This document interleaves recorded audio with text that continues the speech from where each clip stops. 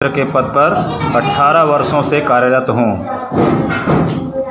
मैं अपनी उम्र भर गांव के बच्चों को पढ़ाया लिखाया और उनकी भविष्य संवारता रहा। आज मेरे बच्चे का भविष्य अंधेरे में और मेरा भी भविष्य अंधेरे में चलता चला जा रहा है।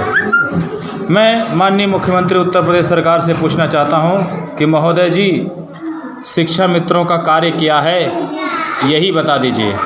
आज तक हम सभी लोग अपने को शिक्षक समझते थे और गुरु समझकर विद्यालय में अच्छी तरह से पठन पाठन का कार्य करने का काम करता रहा।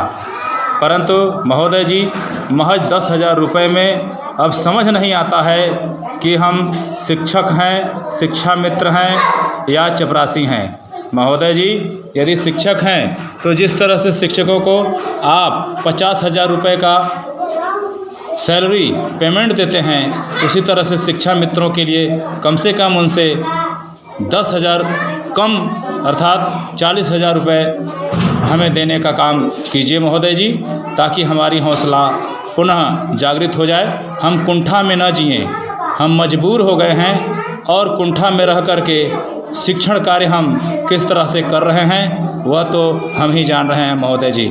माननीय मुखिया जी, आप प्रदेश के मुखिया हैं, आप हमारे देश के प्रदेश के गार्जियन हैं। माननीय प्रधानमंत्री जी देश के गार्जियन हैं, उन्होंने भी वादा किया था कि शिक्षा मित्रों का अस्थायी समाधान करेंगे, लेकिन माननीय प्रधानमंत्री महोदय जी भी मुकर गए और इनकी दूसरी पंचवर्षीय योजना चल रहा है। माननीय उत्तर प्रदेश मुख्यमंत्री महोदय जी, आपका भी दूसरी पंचवर्षीय योजना चल रहा है, परंतु हम शिक्षा मित्रों का क्या होगा?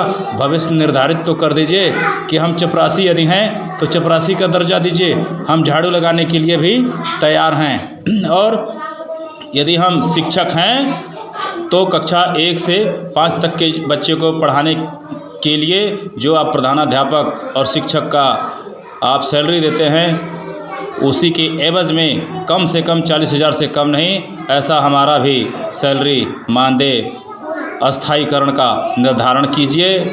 हम 1 से 5 तक के बच्चे को ही नहीं पढ़ाते, बल्कि आंगनबाड़ी के बच्चे को भी हम पढ़ाते हैं, बैठाते हैं और उन्हें भी भोजन कराने का काम करते हैं महोदय जी।